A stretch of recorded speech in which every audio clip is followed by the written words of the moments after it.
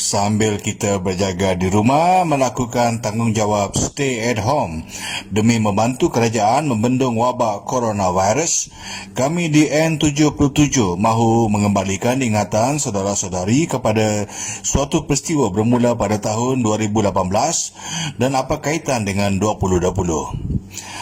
Peristiwa yang dimaksudkan adalah dakwaan Malaysia Bankrupt sebagaimana yang selalu digembar-gemburkan oleh Kerajaan Pakatan Harapan selama 2 tahun. Wabak coronavirus secara tidak langsung membuktikan Malaysia tidak bankrupt. Kalau benar Malaysia bankrupt, kenapa kerajaan baru mampu meluluskan pelbagai bantuan kepada rakyat dibandingkan dengan kerajaan PH yang sebaliknya giat mengurangkan atau membatalkan bantuan untuk rakyat?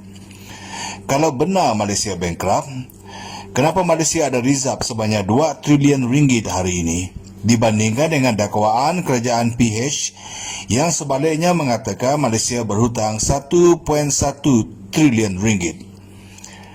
Kalau benar Malaysia bankrupt, kenapa Menteri Kewangan yang baru boleh mengeluarkan kenyataan bahawa kerajaan tidak perlu buat pinjaman luar negara kerana kedudukan kewangan negara masih kukuh dibandingkan dengan kerajaan PH yang sebaliknya banyak menjual aset-aset negara? Kalau benar Malaysia bankrupt, 2 minggu selepas PKP, Malaysia sudah menjadi negara ketiga.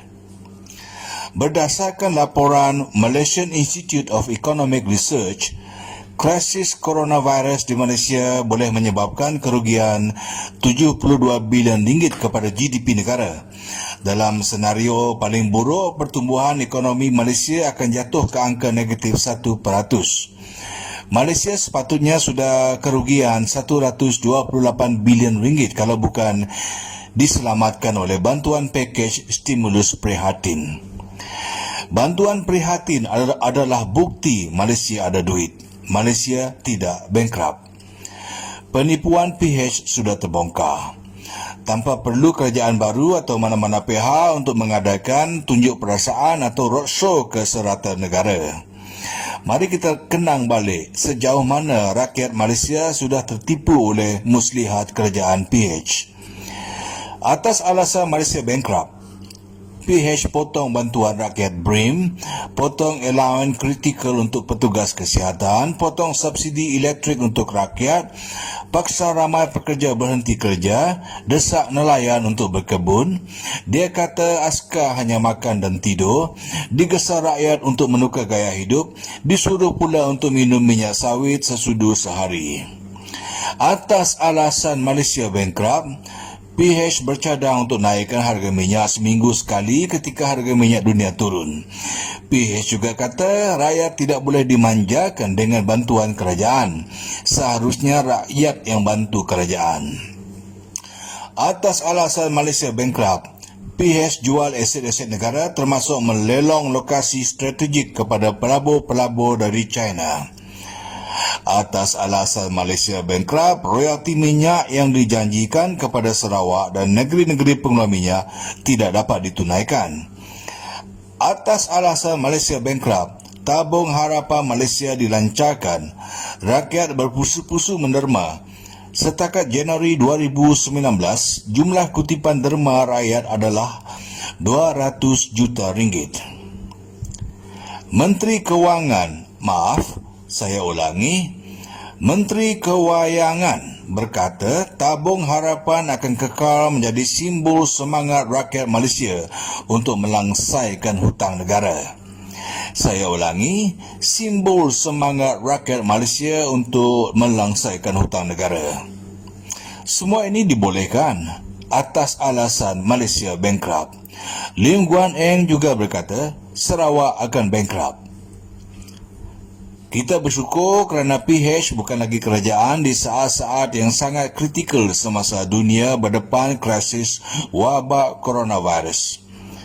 Mari kita tinjau apa pendirian PH terhadap keputusan-keputusan kerajaan baru setakat ini.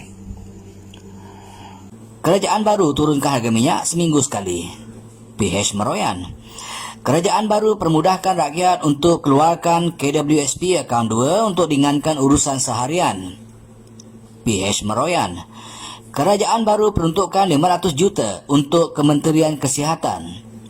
PH meroyan. Kerajaan baru peruntukkan 130 juta ringgit untuk setiap negeri bagi memberi bantuan kepada peniaga kecil dan keluarga yang terkesan dengan PKP. PH meroyan. Kerajaan baru arahkan tentera untuk membantu operasi PKP.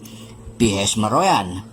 Semua yang baik-baik untuk rakyat dan negara PH tolak. Mereka gagal sebagai kerajaan, mereka juga gagal sebagai pembangkang. Kali ini tidak ada lagi alasan Malaysia bankrupt. Rakyat boleh ditipu sekali. Kali kedua, jangan harap.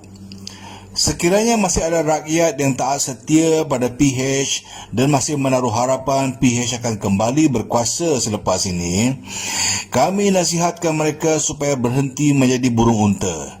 Jangan terbawa-bawa dengan sentimen atau mainan perasaan sehingga realiti di persekitaran sehingga realiti di persekitaran diabaikan.